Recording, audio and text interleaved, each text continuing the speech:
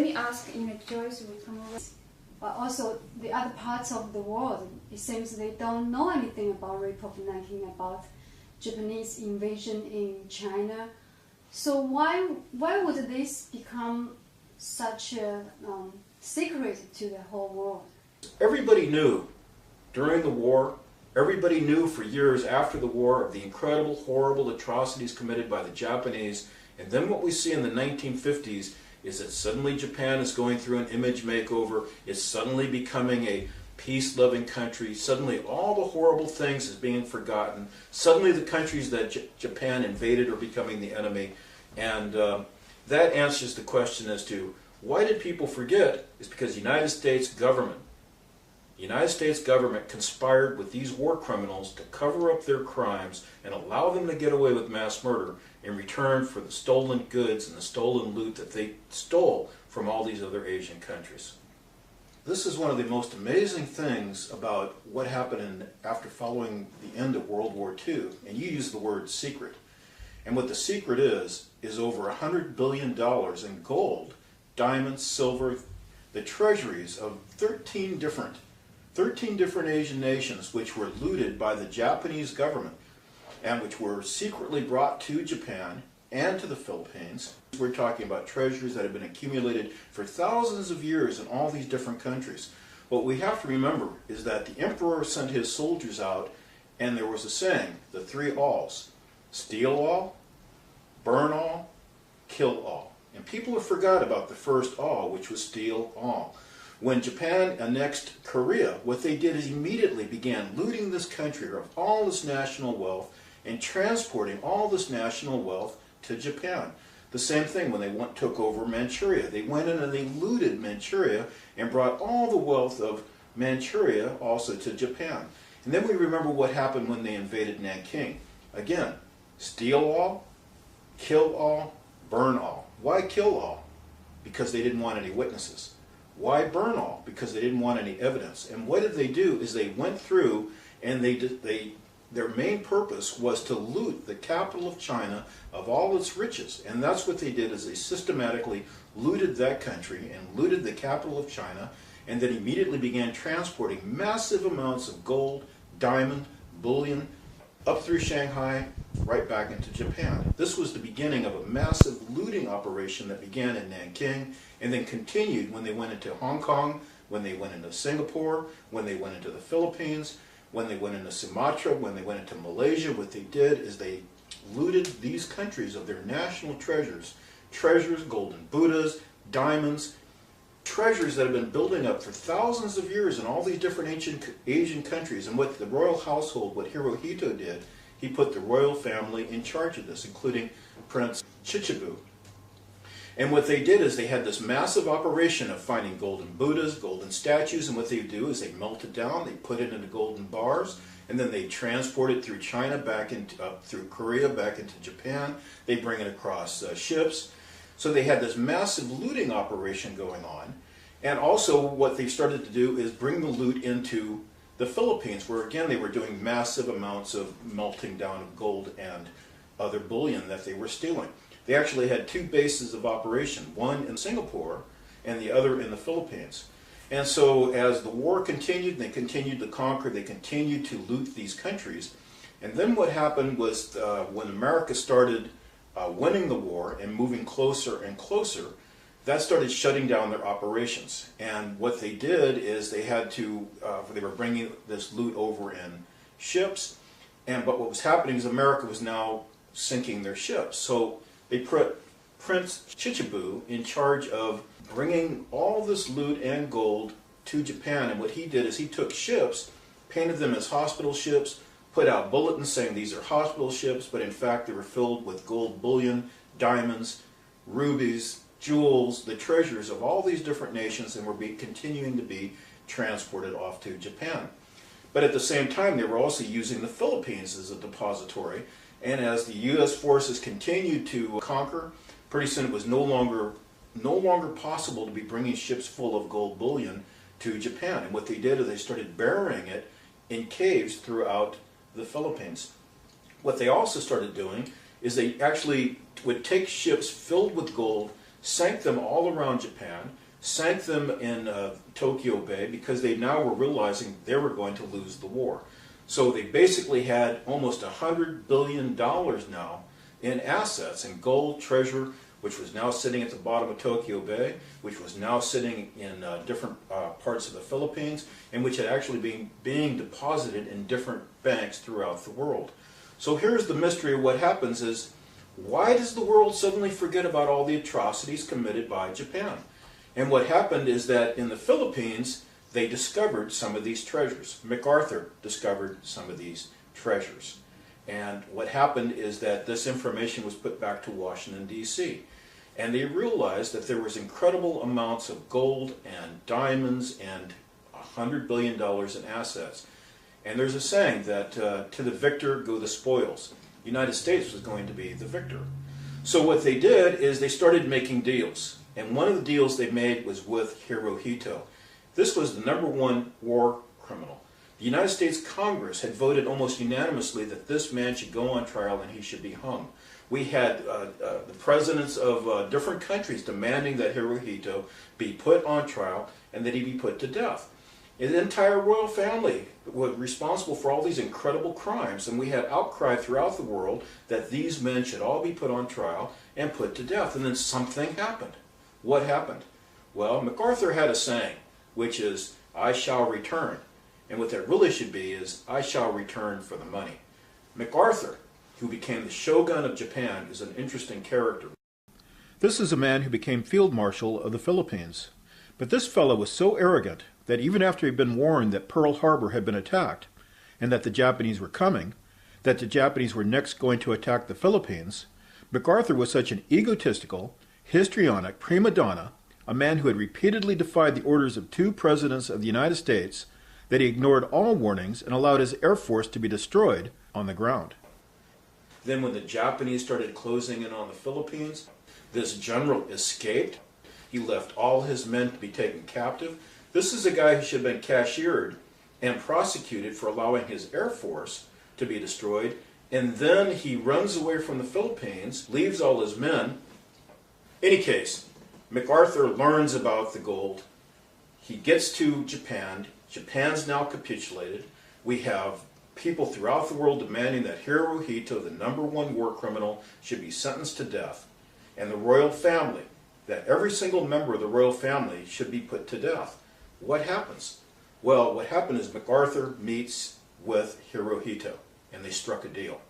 And the deal was this.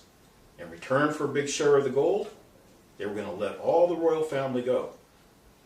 And that's what happened in the beginning of rewriting of history. The United States made a secret deal with these war criminals to allow Hirohito, the entire royal family, that none of these people would be questioned. Why wouldn't they be questioned? Because if they were questioned, they might bring up all the treasures that had been looted. So a deal had been struck. The amazing thing is everything was suddenly put on General Tojo. And suddenly we're being told that, oh, Hirohito was a peace-loving man, and he never wanted war, and he was actually a puppet of Tojo. When in fact the Japanese people and the military had been taught and believed that Hirohito was a living god. To die for the emperor is to live forever.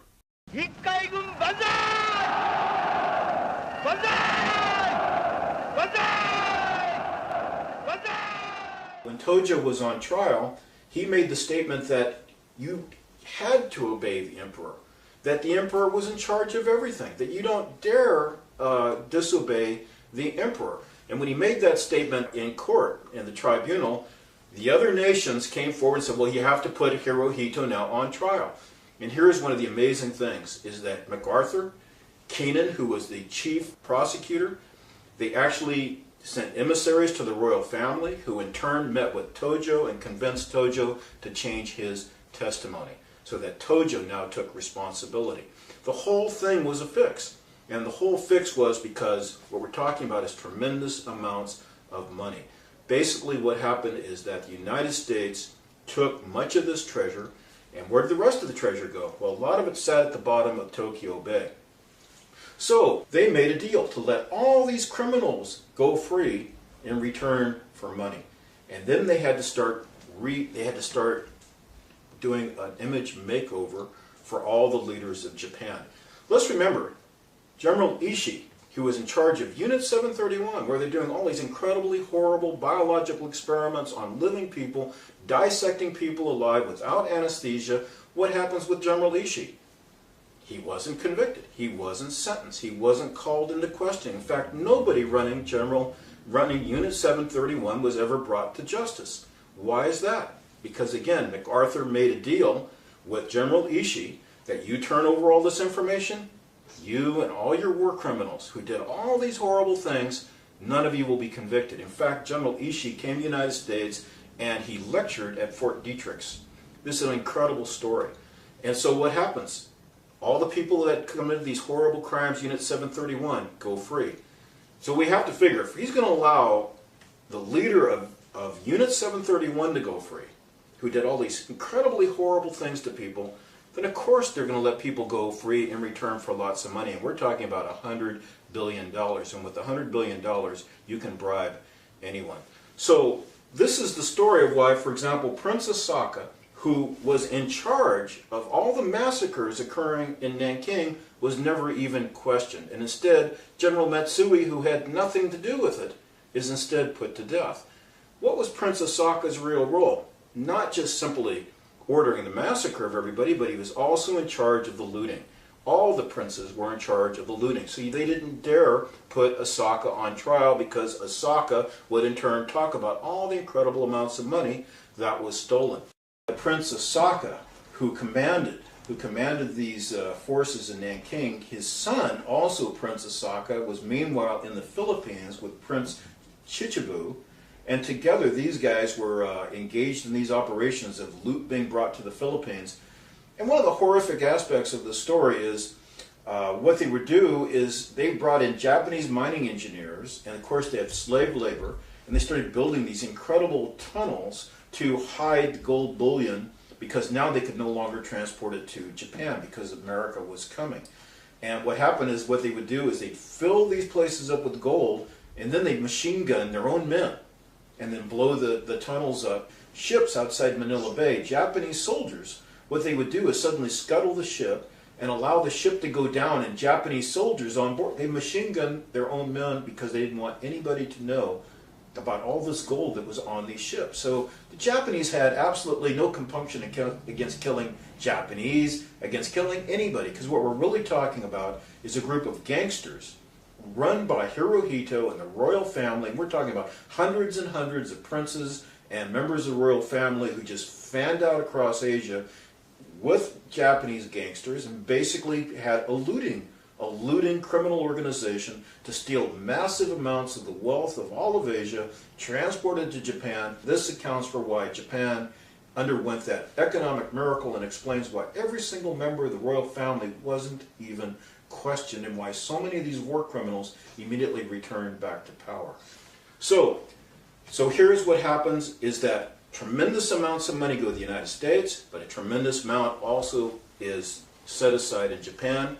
We see that only 7 of the major war criminals are actually convicted and sentenced to death. Some of the major war criminals are sentenced to prison for life. They get out in a few years. One of them becomes economic minister. Another one becomes justice minister in the Japanese government. It's an incredible story how all these war criminals returned right back to power.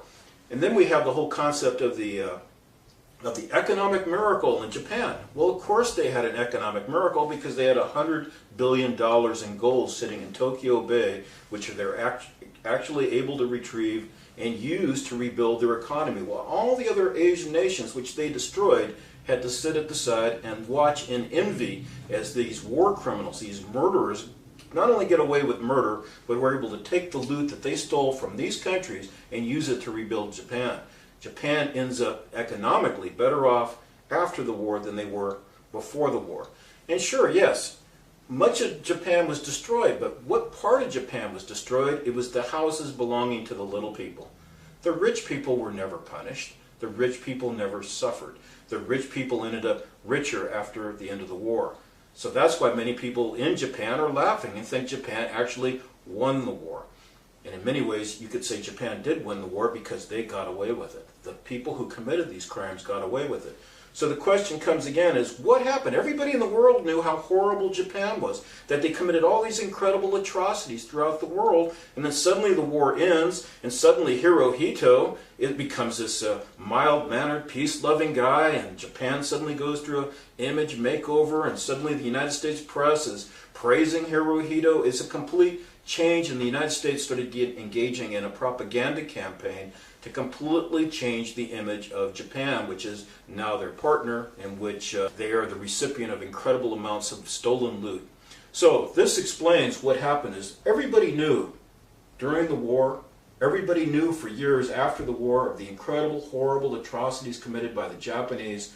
And then what we see in the 1950s is that suddenly Japan is going through an image makeover, it's suddenly becoming a peace-loving country, suddenly all the horrible things is being forgotten, suddenly the countries that Japan invaded are becoming the enemy, and that answers the question as to why did people forget. Is because the United States government conspired with these war criminals to cover up their crimes and allow them to get away with mass murder in return for the stolen goods and the stolen loot that they stole from all these other Asian countries.